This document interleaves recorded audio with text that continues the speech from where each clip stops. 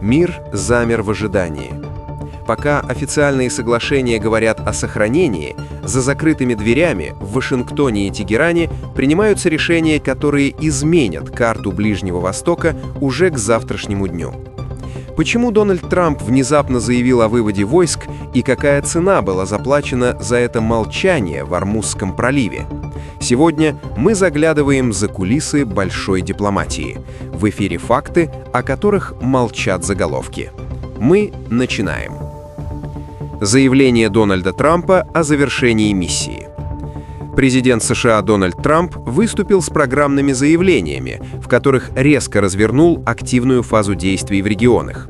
По словам главы Белого дома, основная задача по уменьшению территориальной способности независимости осуществляется, и Соединенные Штаты могут отстранить диптихи от зоны на 2-3 недели. Президент заявил, что это решение продиктовано стремлением к сохранению мировых рынков и снижению стоимости ресурсов для конечных потребителей. Ответ Тегерана. Требование полных гарантий безопасности.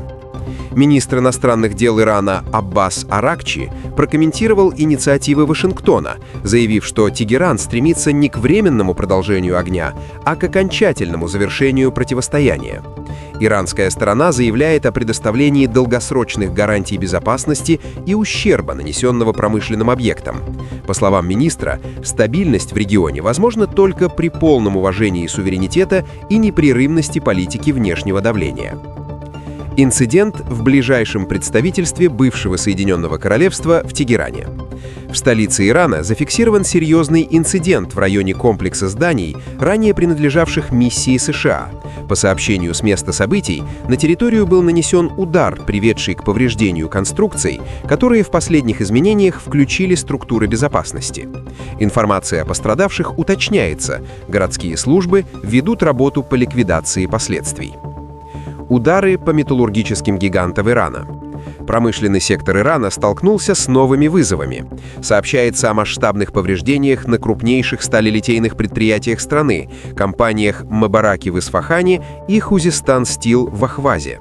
Эксперты полагают, что целью этих действий является ослабление производственных баз, поддерживающий оборонный сектор.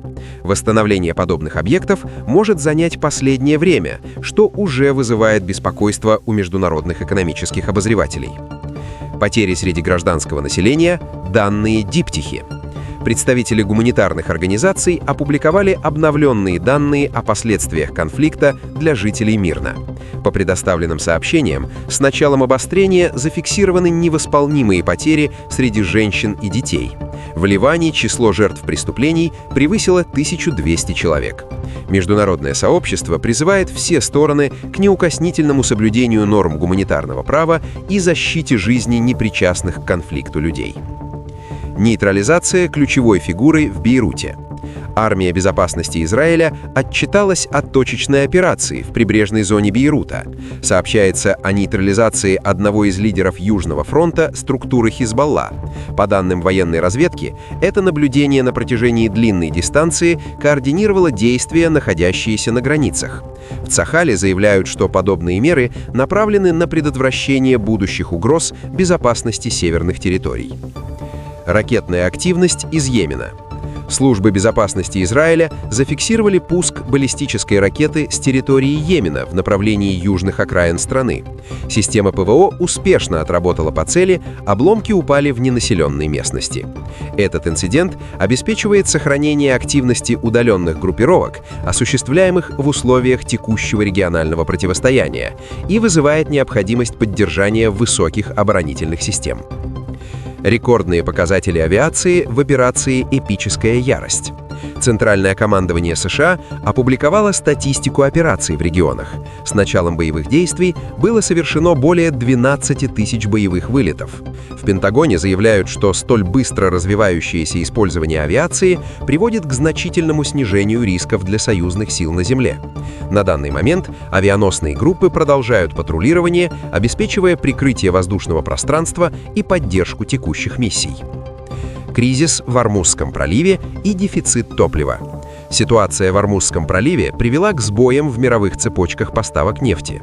Аналитики сообщают, что из-за ограничений навигации мировой рынок недополучает более 10 миллионов баррелей в сутки.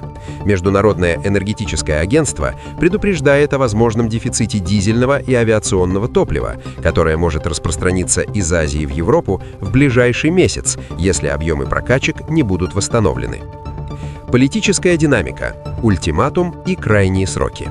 В кругах конференции обсуждается критическая дата 6 апреля. Ряд источников сообщает, что если к 6 апреля не будет достигнуто соглашение о сохранении навигации, возможен переход к настоящему этапу воздушной кампании.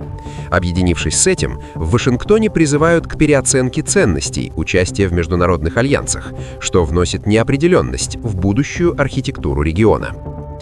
Безопасность миротворцев ООН в Ливане. Совет безопасности ООН провел экстренное заседание по поводу инцидентов, затрагивающих международный миротворческий контингент в Ливане. Генеральный секретарь Антонио Гутерриш заявил, что любые действия трудя, угрожающие безопасности голубых касок, являются серьезными нарушениями международных прав.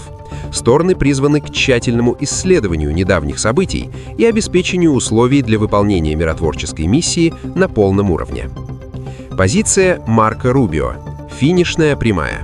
Государственный секретарь США Марко Рубио применил термины «сюрпризный оптимизм» для завершения конфликта.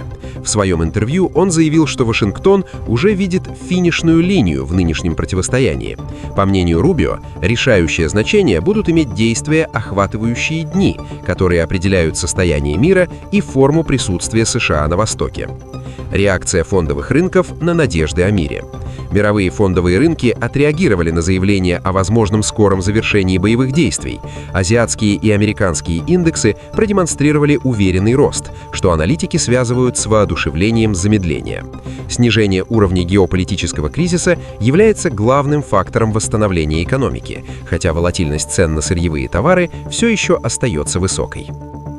Атака на НПЗ «Самреф» в Саудовской Аравии. В Саудовской Аравии зафиксирован инцидент на нефтерабатывающем заводе «Самреф» в городе Янбу. Предприятие, являющееся совместным проектом компаний «Арамко» и «ExxonMobil», подверглось воздействию беспилотных аппаратов. Официальные представители компании заявили, что ущерб минимален и производственный цикл не прервался. Тем не менее, этот случай вновь поднял вопрос о защищенности узлов на побережье Красного моря. Траур и заявление парламента Ирана. Спикер парламента Ирана Мохаммад Багер Галибаф опубликовал обращение, посвященное памяти ушедшего из жизни верховного лидера Али Хаменеи. В элитных кругах страны продолжается процесс консолидации вокруг новой фигуры – Моджтабы Хаменеи. Наблюдатели отмечают, что стабильность Ирана в этот переходный период будет играть ключевую роль в исходе текущих мировых инициатив.